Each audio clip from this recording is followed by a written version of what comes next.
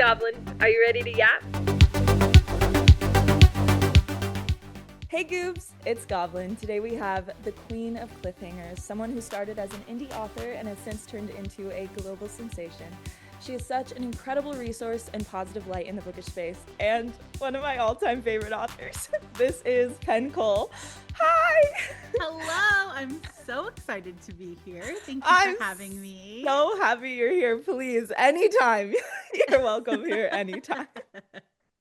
This is Don't tell me that. I'll be here all the time. I'm not kidding. This is like pinch me moment. Oh my gosh, I'm so excited. I'm so happy you're here. I'm gonna freak out the entire time because I can't believe I'm talking to you, but it's fine, no big deal. The idea of nonchalant doesn't exist within me. I'm not that Perfect, person. because nothing about me is nonchalant either. So our Beautiful. energies match. Beautiful. Okay, I would love to get started with you sharing your author journey and why you started writing. Yeah, it was it began very traditionally and took a very untraditional twist. So I have always wanted to be an author. My undergraduate and graduate degrees are in creative writing, and it was something I knew I wanted to do from a very, very, very young age. I mean, I was writing my own stories, like some of my first memories are of writing stories in a little notebook. And so it was always something that I planned to do with my life, but I very much bought into the myth that artists can't make money and you need a real job, and you do your art on the side. And I just been told that by so many people, and I think I internalized it. And so when I graduated college, I kind of put that aside in favor of doing more traditional job working for somebody 9 to 5 and, getting a stable paycheck. And so it was something that I thought, okay, well, when I have more time or more in savings or whatever, then I'll do it. And I kind of blinked and like 10 years had gone by and I had not really done anything with it. I'd done like National Novel Writing Month, if you're familiar with NaNoWriMo. Um, and I still wrote in my free time, but it was always just a hobby, never something I really saw as a career. And then I had a few false starts where I thought, okay, now this year I'm gonna like really try and write a book, and it just things happened. And then finally the pandemic happened. And during the pandemic, my husband and I moved back to France, where I live now. And I was going at the time I was working as an attorney, and I was trying to get a job here as an attorney in France, and no one was hiring because global pandemic. And so I was just unemployed with nowhere to go and nothing to do. And my very sweet husband said, it kind of feels like the universe is giving you this chance to like do this thing you've always wanted to do. And so with his support, I decided to take some time and finally write a book. And so I did. I wrote a book, and I ended up writing 3 books actually because the pandemic went on so much longer than I expected. And so I wrote these 3 books, and I always knew that I wanted to self-publish them. I never really seriously considered, I mean, I considered it, but I knew very quickly I didn't want to do traditional publishing. Yeah. So I was always going to be an indie girl, and I self-published the first one in June of 2023. And I thought maybe 10, 20 people will read it. Like, if I'm lucky, maybe. And now we just surpassed our 2 millionth book sold. So that is just surreal. Now the books are trad published in print, and in audio, but they're still indie in ebook. And so I had a very circuitous path to getting to where I am now, but I think now I'm finally where I'm meant to be. That is so cool. So, when you decided to write this book, has this story been just brewing for a long time? I mean, you said you Not at wrote all. 3 books, it just came out. Yeah, not at all. The themes behind it certainly always were, and I think I've always been a romantasy girly since I was Yes. very, very young. I love fantasy, I love romance. I really love books that blend the two. So I knew I wanted to write that. I knew I wanted to write a very slow burn because books are never slow enough for me. I Fair. always want them to be slower. So I thought, well, if I can't find them, I guess I'll write one that's slow enough for me. I actually wanted my series to be a lot slower of a burn than it was, but I had Slower? to Pen, I know. But please. I had beta readers that were like, absolutely not. Like, you need to get this show on the road, babes. So I made it a little bit faster. Um, Thank you. you're welcome. Yeah. And I knew I wanted to write something that was very political. I'm a very political person. I've always been really active in social justice movements and just politics generally. And so I wanted to write a book that dealt with a lot of the themes that were important to me and that I spend a lot of time thinking about and speaking out about, things like, just injustice and oppression and colonization and gender discrimination, racial discrimination, all of this stuff that is very prominent in our world right now and has been for a long time.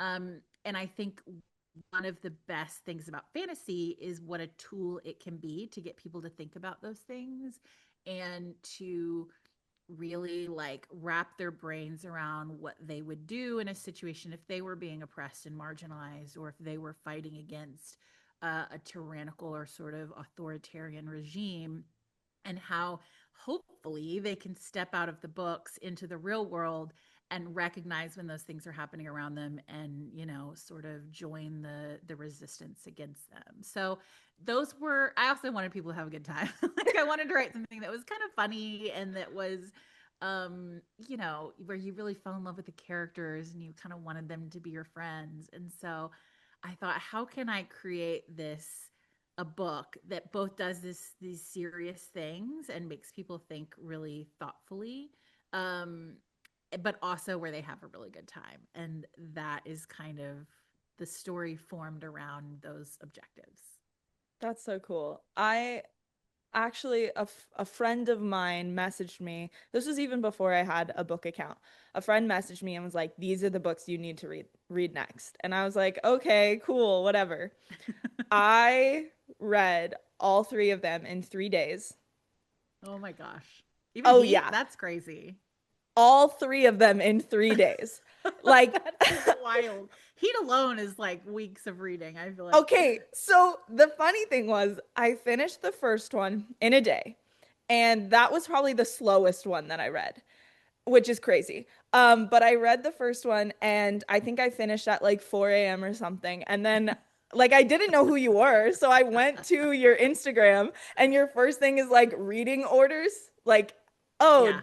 take this long to read this, and I said, Yeah, girl, I didn't do that. And then I stayed up till like 5 a.m. the next 2 days and I finished all three of them.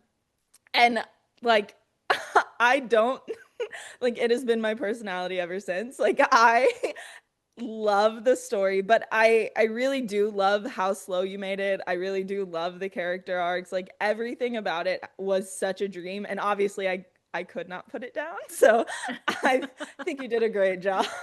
Thank But you. yeah, I didn't actually know how long Heat was because I read them on my phone.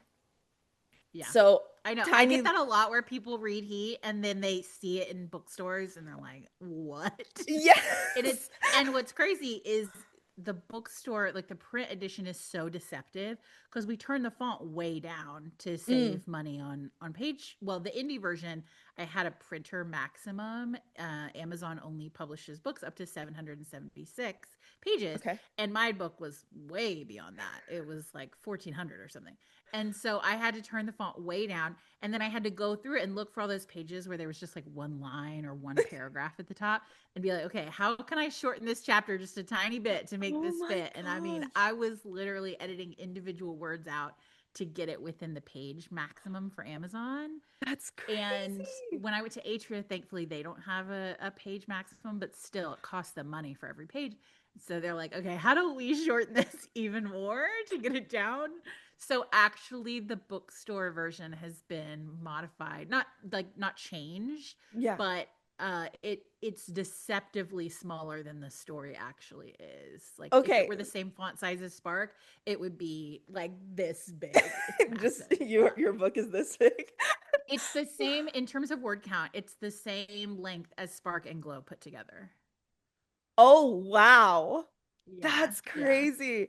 Okay, yeah. the only reason that I knew, or when I found out that it was a lot of pages, was at the end of the year on Goodreads, it said, your longest book was Heat. And then it said The something like, number of posts I was tagged in. it said like 1200 or something. And I was like, Yeah, there's no way I read yeah. 1200 pages. I think for every single person who read my book last year, I was their longest book because I got tagged in hundreds Oh, of posts I'm not saying Heat was surprised. the longest book you read this year.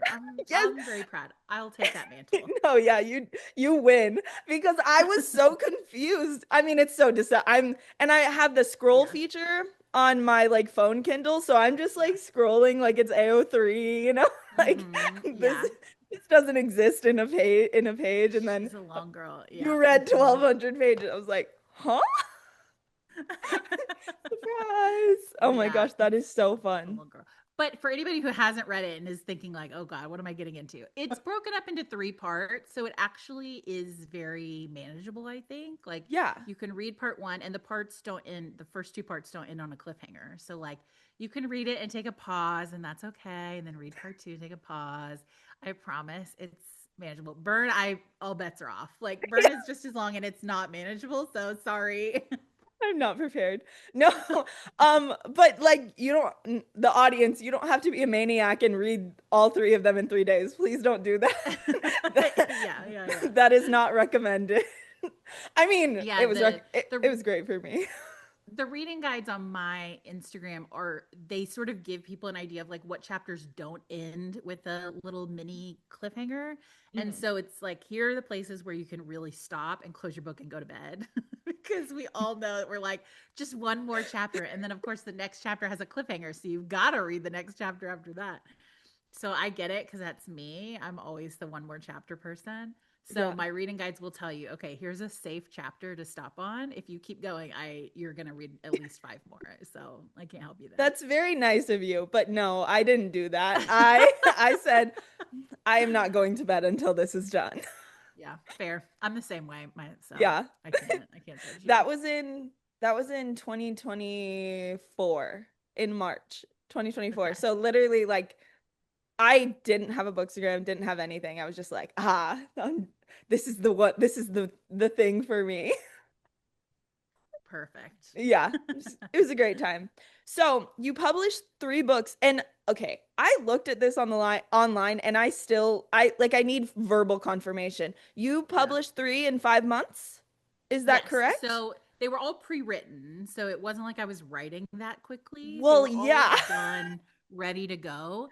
And the plan was the original plan was to publish all of the books, the full series within 6 months. And because I knew in this genre, people really want completed series.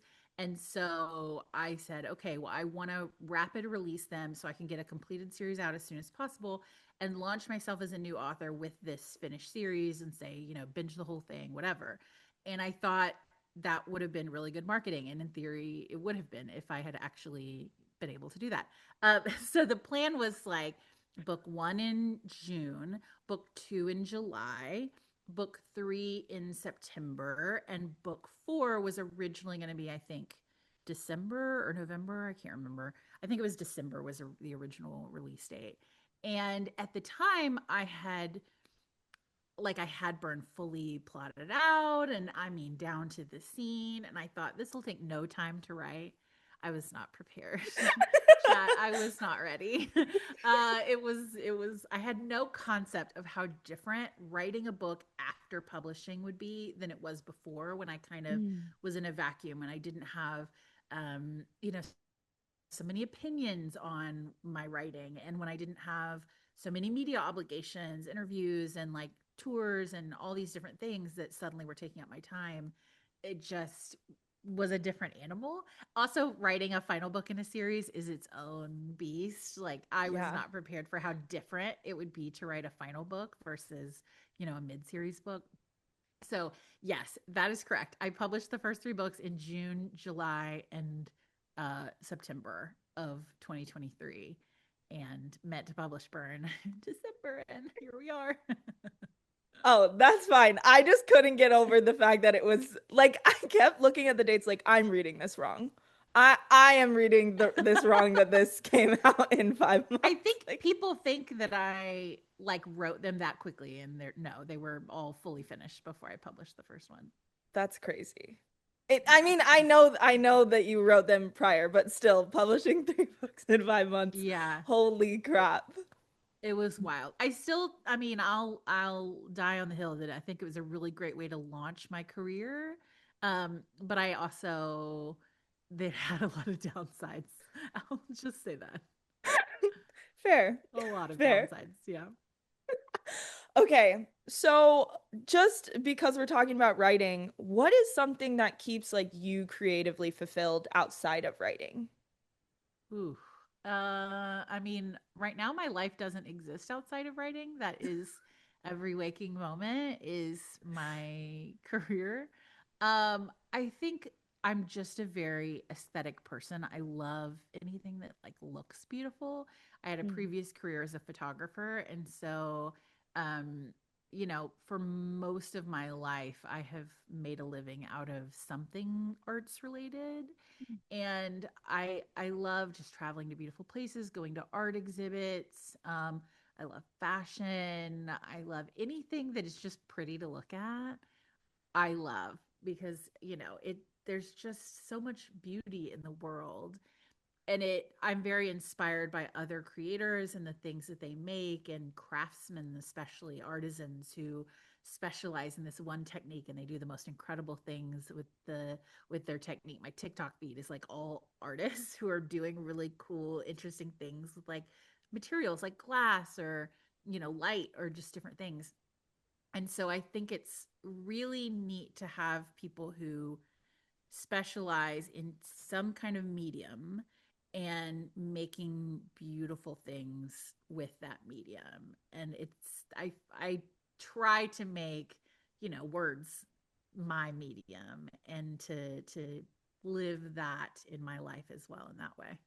that's so cool. Is that why you chose France? Because of how pretty it It's a is? big part. Yeah. Honestly, it's a big part. They really value the arts here. And it's not, I feel like in the US, in some ways, it can be seen as this um, like elitist thing or pretentious a little bit, or alternatively, like too alternative and too like out there and edgy and weird.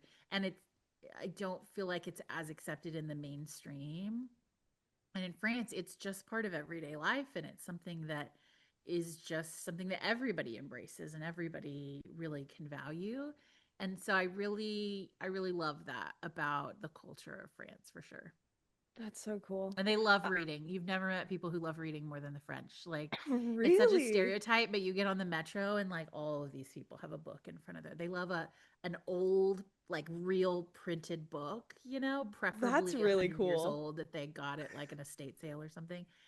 And they're all reading these, niche enlightenment authors that are very, Americans would say they're very pretentious, just so obnoxious. But they're genuinely reading them, and they Wow.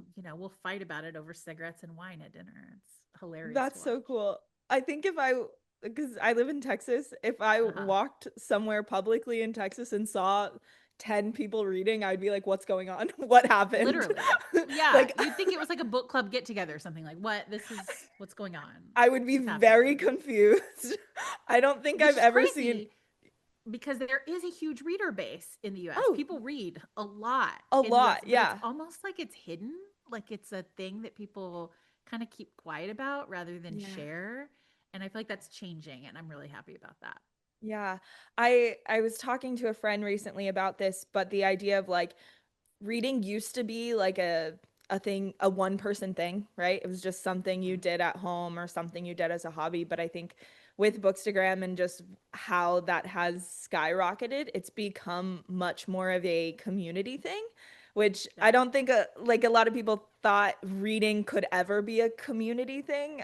Obviously book clubs existed like that, but like this idea of you don't even have to be reading the same book. You could actually never have read the same book, but Yeah.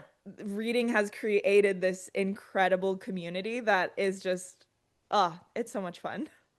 Absolutely, absolutely. And I mean, as with any community, it has its pros and cons, and Of we course. have our issues. But like, just the fact that there are so many more people now than I think a few years ago who are embracing books and who are really talking about the books that they love, and this rise of self-published authors where that's becoming a really viable career where people can make a lot of money and sell a lot of books that way.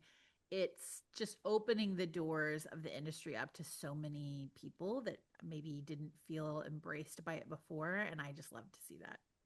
Yeah, me too. So you talked about it and just now about indie publishing, and you Yeah. started as an indie girl. So Hmm. what made you go to traditionally publish? What was the thing that was that final, okay, I'll do it. If you want the real answer, it's money. um, Honestly, I and mean, honestly, and access, because as a self-published author, bookstores are just not accessible. I mean, there mm, may be the stray one or two bookstores that do take a risk and will order your book, but usually only if it's like a giant bestseller already. And it's just the one store. The mhm, big outlets like Barnes and Noble or Walmart or Target, they're not going to carry your books unless they're backed by a major publisher and like one of the really big publishers, not even just small presses, but like the really big ones. mhm, So that I going into self-publishing, I accepted that that was just not going to be a real viable source for me, that I would have to focus on online and audio, and those would be okay, but I was never really going to sell that many print books.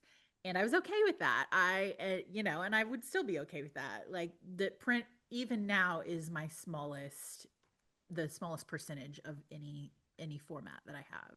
yeah. So that's okay. I was fine with that. But it was a little sad to know that it was like hard for libraries to get my Mm, books, and people couldn't just browse the shelves at their local bookstore and discover my books, because that's how I discovered books when I was a kid. Is I would my parents would drop me off at a bookstore and they would give me like $20 and say, "Okay, go buy a book or two." And I would just go up and down the shelves looking and discovering new things. That's how all of my favorite books when I was a kid came to me. And it made me sad always to know that that was never really going to happen with me. Um, and so but I was also very adamant about holding on to my rights, especially my digital rights, and not giving those away, because mm, I think the person who controls the ebook really controls the book. And I very much wanted to hold on to those rights. And I was advised by many smarter, more experienced authors who came up before me to hold on to those rights. And so when I got my agent and I started talking with publishers, telling them that I wanted to keep my digital rights closed most doors. I mean, I think in the end, almost every publisher we talked to just said no. And then Atria came along, and Atria is a division of Simon and Schuster, and they are very forward thinking. They are very indie friendly. They work with a ton of authors who started off indie, and they are very like aware of where the market is going and on top of changes more so than most publishers. And so when I said I want to keep ebook, they said, okay, well, let's figure out a way to make this work. And they didn't close the door. And wow. that was a big green flag to me that Yeah. these were people who I really wanted to work with. And so we were able to work out a deal where they took on the print and I kept the ebook.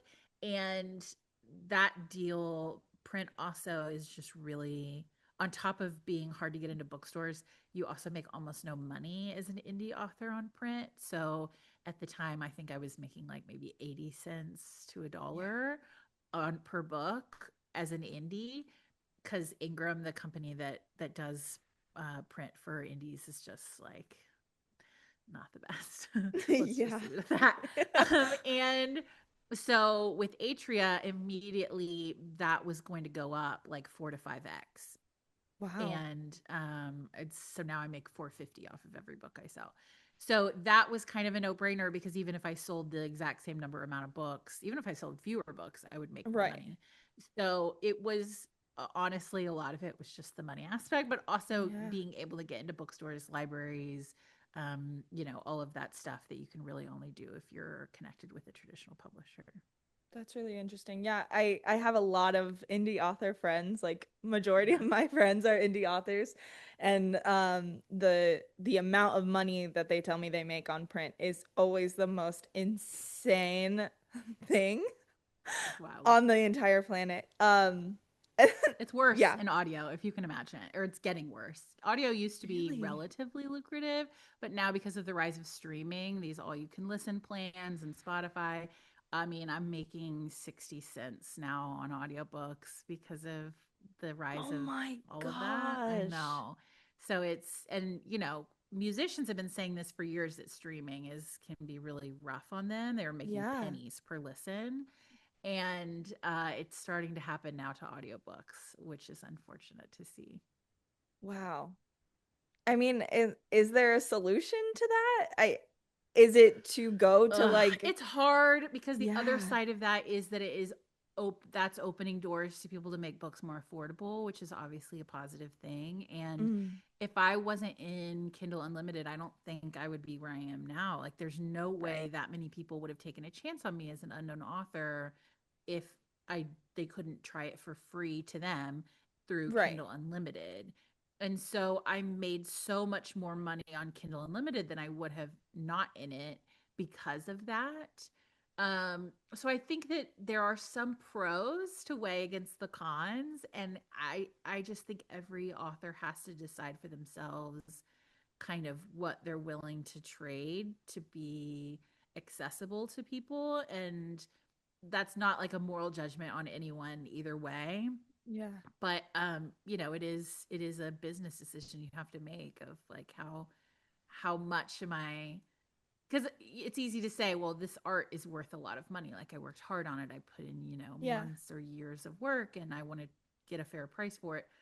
But if we want to make a living, we have to sell things at a price people can get them at. And, these days people have less money than ever to spend on, discretionary stuff. So it's tough. There's no easy answers, and everybody just has to decide for themselves what's right for them. So if you could go back before you published your first book, like before you hit the button, what is something that you wish you would have told yourself? Wish I'd told myself. I wish I would have told myself not to publish until I'd finished Burn. Uh, honestly. Um, but I think I probably wouldn't have listened, honestly. Honestly, if So I'm being honest, I don't know if I agree with that because I I mean, fully believe that because you still had something that like people were yeah, excited about and are yeah, obviously still excited about, I think it's like keeping that conversation going. And yeah, if you were to have published all four immediately, it could have been I read all four, I really liked it, on to the next, you know? yeah, And so yeah, it kept the conversation alive. It kept the yeah, conversation, like how much more can we talk about this? How many yeah, more special editions can we do? How many more, yeah, I know like the Fantasy Fangirls did a whole series on you and like yeah. those kinds of things. I think, I don't know if they would have happened if you published all True. four, you know? It's honestly true. There's pros and cons each way to doing it. I think that there was a lot of I don't think I would be where I am if I hadn't rapid released the first three, but I also don't know if I would be where I am if I hadn't had to delay the last book. So maybe it all happened the way it was supposed to. I don't know. Yeah. That's for the universe to decide, I guess. But if I could go back and tell myself something, I think I would just oof, that's really hard. I I I think I would say like believe it's easy to say this with hindsight. I wish I had believed in myself more Mm, and had faith that I would find my readership more, because there's a lot of decisions I made really early on in my career that I made out of insecurity mm, and doubt and feeling like, well, I'll never be that big. So, I'll just do this. And contracts I signed, people I work with that um I did I got caught up in some things that were kind of exploitative because I didn't believe that I would be big enough to deserve better.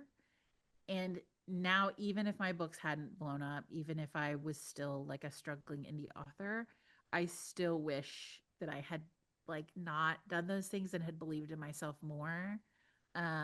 But it's just really hard when you're at the beginning and you're screaming into the void and nobody's buying your books and you don't know if they ever will. It's really hard to believe that someday actually you'll be a bestseller and you will have, a lot of readers. But I think people who really put effort into their work and they try and improve their craft with every book that they write, and they are authentic and genuine about building a reader base that they care about and that cares about them. I think those people find success eventually, always. And I wish that I had believed that more when I was a baby author. Even if this wasn't the result. That's a good one. I like that. So I think just something that I've noticed because I follow you everywhere, on social media, not in real life. You just look over I every hope corner not. and I'm like, That would be hi. very expensive. Oh yeah, I don't live there. Anyway, sorry. Um, your readership is so important to you, and I talk a lot about how like accessible, but not on demand that you are. Um, because I think it's there's a big illusion to where okay, any bigger name author, like you're immediately cut off from them once they've hit like a certain level. And I think something that you do really well is you still communicate and you're still very active within the community and on threads. And I know you have a Discord and on Instagram and all of those kinds of stuff. But I do think you do a really good job of not being immediately on demand. And I just wanted to talk a little bit like how important it is for you to still have a lot of access to your readers, even Yeah. even when you are Penn Cole. Yeah.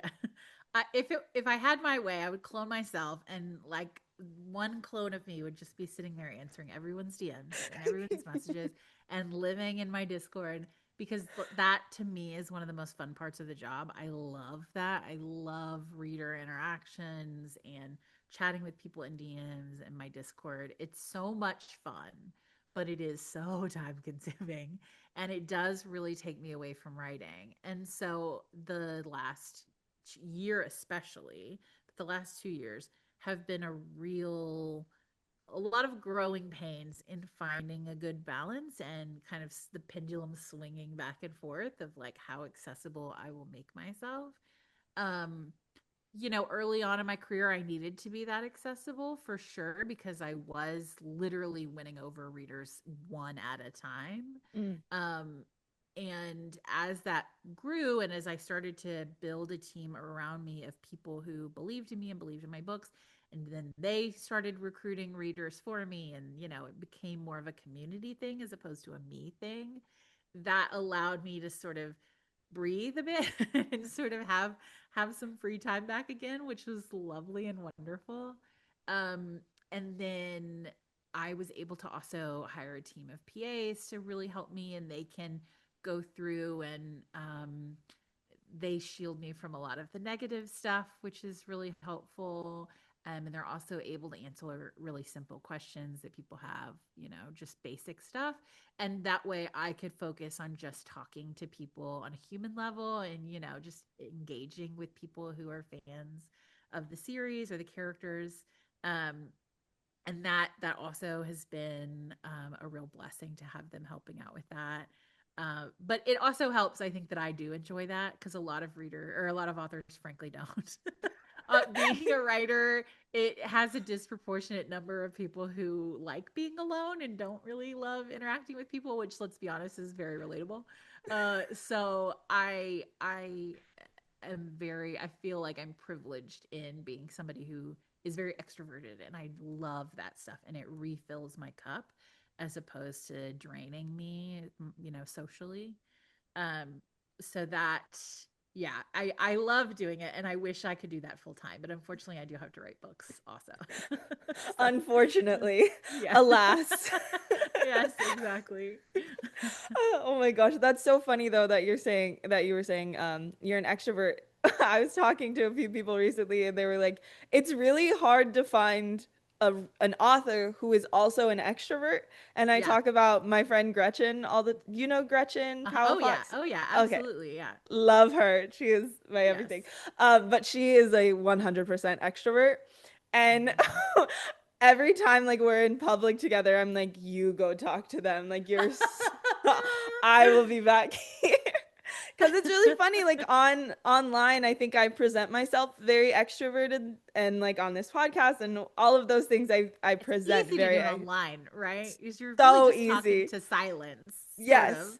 Yes, Yeah. and I talk on my stories all the time and whatever, and I get Yeah. like, "Well, how can you do that?" blah blah blah. I'm like, "I can do that. That's easy. Yeah. Don't Yeah. try to There's no have a con person there. Yeah, don't try to have a conversation with me in person though, cuz Yeah. you're not going to get I Yeah. cannot handle in-person interactions. I like to be in my house in I in think front of that's a my lot phone. of the book community. It's always I love book get-togethers, conventions, and things like that because you could just see a lot of people out there struggling to be like they're trying so hard and it's taking so much out of them to be extroverted because you're with all these people that you have this common thing with and you want to like make friends but also all of the people are like also kind of shy and like I don't do this normally, what's going on?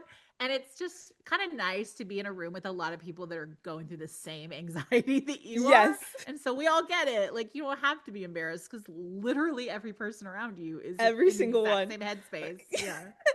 That was exactly how it was at Villains and Vixens, which Villains was incredible. Oh, it was And so much fun. oh my gosh, the way they do conventions, incredible. It was But really good. I was so excited about the pins, the hugs versus no hugs, because I'm Yes. not a touchy feely person. I Uh huh. don't always go for hugs, but in my life I have been conditioned to go for hugs Yeah. because that is what you have to do, right? Yeah. That is what Mhm. is that is what is a that is what No, is I get it. accepted of you. Sorry. Yeah. Yeah. um but in that space, like I got to say like no hugs, but in my brain I was like, but I like you, and like typically in my Yeah. life I'm supposed to hug you, and so now I'm like, what do I do with my I know we need like an alternative, like a fist bump hands? or Yeah. like a high five or something like that that we can do. Because I know a lot of people that are the same way. They don't want to be touched by strangers, even not strangers, like even people Yeah, they know. They just don't want to be touched by them, which again, so relatable. And so we need some kind of fun alternative I that's like know. let's like I invisible high like five or I something. high fived people and it just felt like I was like, okay, cool. Like I it was so Maybe not the high awkward. five then. I did I just kept because I like brought like stickers and ribbons and stuff, so I like Yeah. kept those in my hands. I was like, hi, here, hi. Here. Like that was how I was like, I'll just hand you things and then that is my solution. Yeah. It's perfect. Oh, that's so awesome. Okay. So I also wanted to talk about because how ingrained you are within the indie author community, how important it is for you to still be a resource among those people. I know almost every indie author that I've talked to has a story about, yeah, I asked Penn Cole something and I got the most incredible answer. Like, truly, I get You told got to be that. careful if you ask me questions. You're going to get an hour-long voice note in return. I think It's everybody would dangerous. be okay with that. But I get told that all the time and it just makes me so happy. So I just want to talk about how important that is to like still keep that dialogue open. It's very important. It's always been something I personally really enjoy teaching, mentoring, helping in any way that I can. It's something I've done in college. And I had a previous career as a business coach where I coached small business owners, especially people who worked in arts based businesses to help them understand kind of the business side of things. It can be a very scary, overwhelming thing when you get an artist type who's trying to start a business and they just want to put their head in the sand about all of the like legal and contracts and taxes and all of that stuff. And you're like, no, no, no, babe, you got to actually do this. So I tried to help bridge that gap for a lot of people because it's something that, I'm comfortable with.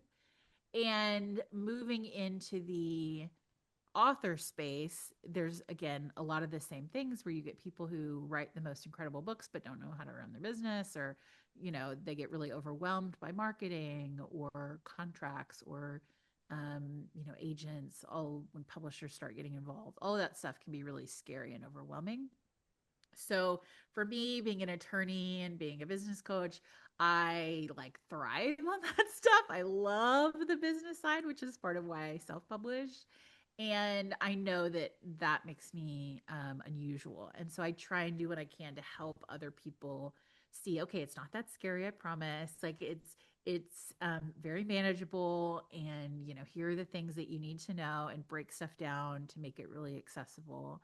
But also I was helped so much by authors before me when I was getting started. I just have this very long list of authors who took time to share their knowledge with me and look at my contracts and, give me advice on what to do in certain situations.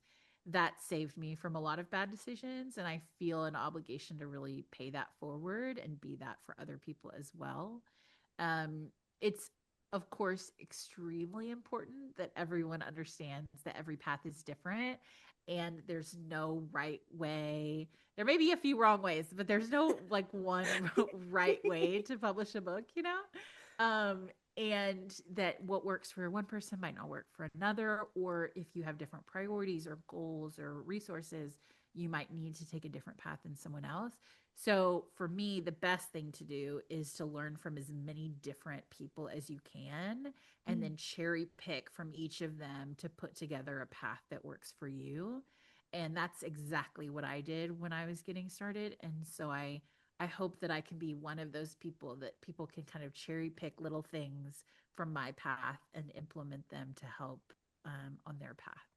That's so cool. I mean, I'm not even an author, but I have like all of these screenshots of your threads that you've like said like, oh yeah, you should blah blah blah blah.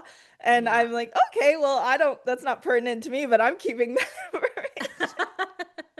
You never Like know. that has nothing to do with me, but this it's for something. Knowledge is always good to have. I'm such a Capricorn. Like I love to keep information filed away in my brain to pull out at the exact right moment when I need it. That's very much my nature. I mean, it makes sense with all of the jobs that you've mentioned you've had. My chronic job changing, and yeah, I can't seem to stay in one career for more than 5 years. But this one I'm sticking with, I promise. Good, good. I think Yeah. everybody would love if you stuck with this career. Do you have like plans for other series after Spark? I do. I'm trying not to let myself think about them too much Oh, because yes. I'm trying to really stay focused on burn. And I'm not the kind of, I can't multitask at all. And so if I let myself start thinking about another series, I will get really caught up in that. And I can't do that, obviously. So I'm really trying to keep a laser focus on where I'm Right. at now, but my brain, fully against my will, is plotting other series. It is ready to move on. So there have been a few times over the past few months where I said, okay, I'm just going to take an afternoon and I'm going to write this idea down so that I can let it go and come back to burn. And so I do have 3 series fully plotted out, ready to be written. Wait, I So love that you're like, I can't multitask. I don't like I to, can't. but I also You have three can't. series plotted out. Well, the plotting for me comes really quickly. Like the Okay. idea phase is so easy for me. And in an afternoon, I can sit down and very easily plot out like a full series of Mm. books. It's the writing part that takes me like forever to get through. So easier said than done. Like it's real easy to sit down and just write a little Yeah. synopsis of, oh, here's a fun book. Than to write, 100, 200, 300,000 words is a different beast, to tackle. So I have plots and ideas, but I'm not putting mental effort into them until I'm burn is out in the world and I can move on. That's fair. That's Yeah. definitely fair. Have Thank you. you ever have you ever thought of writing like a standalone? Or are you I'm just a actually series girly? contractually obligated to write a standalone next. That's part of my deal with Atria is that I will write a standalone for them after the Kindred Sphere saga. It may end up being longer than a standalone. I'm not sure I'm capable of writing a single book by Okay. itself. But we'll see. We'll cross that bridge when we get there. That's fun. That's Yeah, exciting. I'm excited. I'm looking forward to it. I'm enjoying this phase, but I'm really excited about moving into a new phase with new characters and a new world. That's so cool. Okay, this is kind of like completely off topic, but I have to ask Okay. this. So, why opossums? Like, what happened Oh, my there? baby, my little trash animals. I love them. I I was asking a couple of my friends, like, oh, what should I ask Penn, you know? And one of my friends was like, dude, I don't know why possum, like, I don't know where it came from. I'm on her Just Discord and I have no idea. do I I'm kind of like, look like okay. one? I feel like I kind of look like one. I don't know. I identify with all trash adjacent creatures. Raccoons, Mm, possums, rats, worms are big in the Discord. Trash adjacent creatures love to be loved. Okay, mm, they need okay, affection too. that's fair. So I will bring in all the feral beasts into my under my wing, or under my opossumi pouch, and they can hang off me like little baby possums and we can go through the world together. I love that. That's fantastic. They also they're known for just screaming in Right. response to everything and honestly relatable. So why Okay. not? I feel that very deeply in my soul. Thank you. Yeah. Yeah. Also, if they get scared, they just fall over and go to sleep, which is just like me. So we Wow. identify on so many levels. Yeah, that makes a lot of sense. Thanks. Yeah, I Thank love you. that.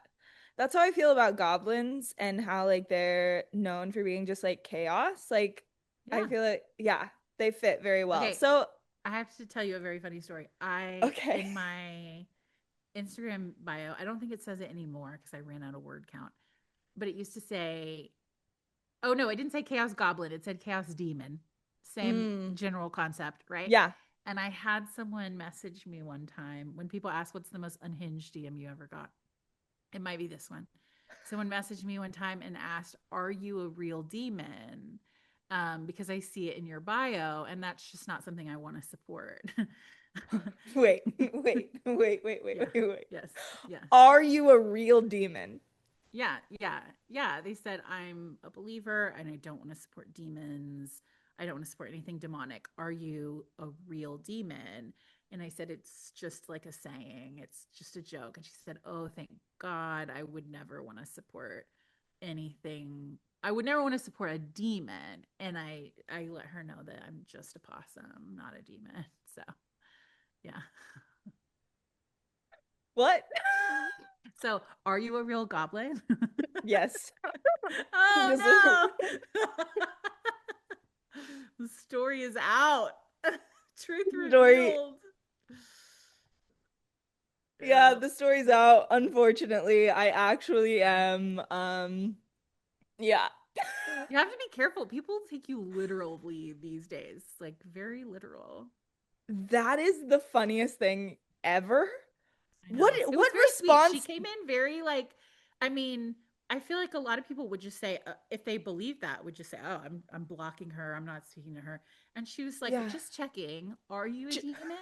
Just let me know either way, so I know what to do." She was very so sweet about it. I just thought that was checking. Hey, by like the a way, really kind way of doing it. Like I want to make sure that I know first if you are in fact a demon before I block you. And when I told her I wasn't, she was like, "Cool, we're all good." great. Yeah, I Huh. know. That's a good one. That's Yeah. that's a great one. Yeah. I do Good think times. that that's a great answer for what's the most unhinged DM you've ever gotten. I do Yeah. think that one takes the cake. I'm trying to figure out if she has she met other real demons like that have told her that they Maybe she were. has. Who's to say there aren't real demons out You walking in know the world? what? That's You very never know. true. I don't You know if never they know. would But put it also, in their Instagram maybe they're bio, but nice people. Like, I don't know. Maybe we shouldn't judge demons, okay? that's They could be very good people. I've seen Lucifer. It's like, you never know. yeah, they're probably all hot and super Yeah. funny. Yeah. Probably. Probably. I mean, can you really be If a T demon if you're not hot? Like, come on. Listen, if TV has taught me anything, it's the demons are always hot. The So hottest hot ones hot every privilege time. always wins. Every single time. The bad guy is always the hottest. Always. And you think I'm not gonna like the morally gray character? Come on, guys. You set this up for me. Literally. Literally. The in my book, the characters people have the most compassion and like empathy for and are willing to like overlook the bad things that they do is a direct correlation with how hot I describe them as. Exactly. It's hot privilege is a very real thing, okay? Very It real. is a real thing. This is started probably since like Hannah Montana when she was like trying to choose between the two guys and I don't even remember both Jesse and Jake. Yeah.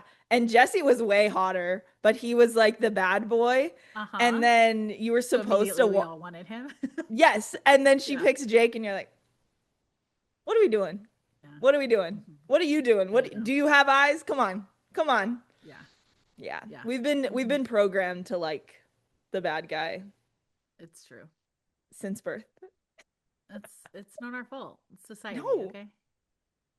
they told us we have to. Exactly. It's ingrained in us. It's programmed.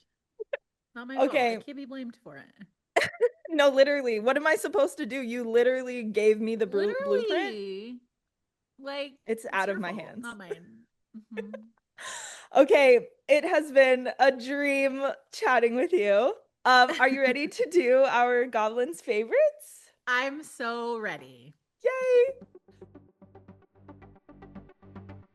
And now it's time for Goblin's favorites of the episode. All right. Pen, if you want to get started, you could share your Goblin's favorites with us.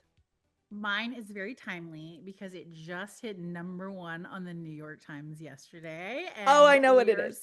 so excited for her. It's Blood Moon by Brittany S. Lewis. Like I said, one of the most beautiful books you've ever seen. It's gorgeous, but also Stunning. just such an amazing book and so much fun, so dramatic. It's got vampires, so if you were a Twilight girly or a Vampire's Diary girly, like you are going to love it. It's Brittany's kind of pitch for it is that it's like if Bonnie in the Vampire Diaries had been the main character and if she had gotten like the spotlight in the way that she deserved to have.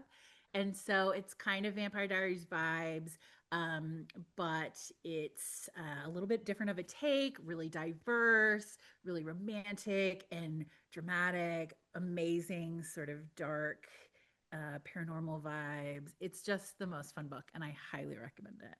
Oh, that's awesome. I love that rec. That book is stunning. It Yeah, is so pretty. And the edges, oh my gosh. yeah. Absolutely beautiful. It's I immediately saw it and just wanted to have it because it was so pretty. And then Yeah. I got a copy and read it, and I was like, okay, this is gonna blow up. This is gonna be big. It's It's really always fun. helpful when like a beautiful book is incredible as well. Also good, yeah, yeah. That's the best. It is. Okay, so this is my recommendation. This is Kissed by the Gods by Katy Rogan. Ooh, I've been seeing Okay, this everywhere. so here's the thing. I'm only 50% in, but I stayed up until 2 a.m. last night reading it and could not stop. And I could not let a day go by without talking about it because oh my gosh, this book is so fucking good. I was screaming. I read 2 pages and then ran into the room and was like, "Stop what you're doing. I have to tell." And I just started telling my husband like the backstory plot. And then I read him 2 pages and I was like, oh my God. And he's like, fuck, that was good. And I'm like, I know.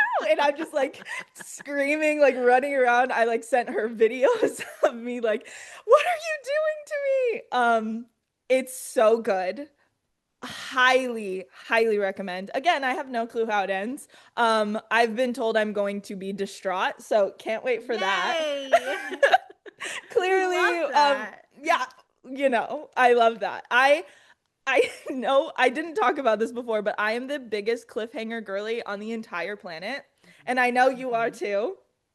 I love a cliffhanger. I love a cliffhanger. I love a cliffhanger so much that I will, like in series or stuff. There's this one series, I've talked about it before, but it's called End of the Fucking World. It's on Netflix. But the first season ends with a black screen and you know nothing. Literally, it ends completely like that. There's no closure to anything. To me, perfect ending. There is a second season. I refuse to watch it. I refuse. I don't want to watch it. That is the perfect ending. There's nothing that could change my mind about it. And this came out like years ago, and I won't watch the second one because I love a cliffhanger. So anyways, I don't even know if this ends in a cliffhanger. I have no idea, but it is so good. Highly, highly, highly, highly recommend. She was also at Villains.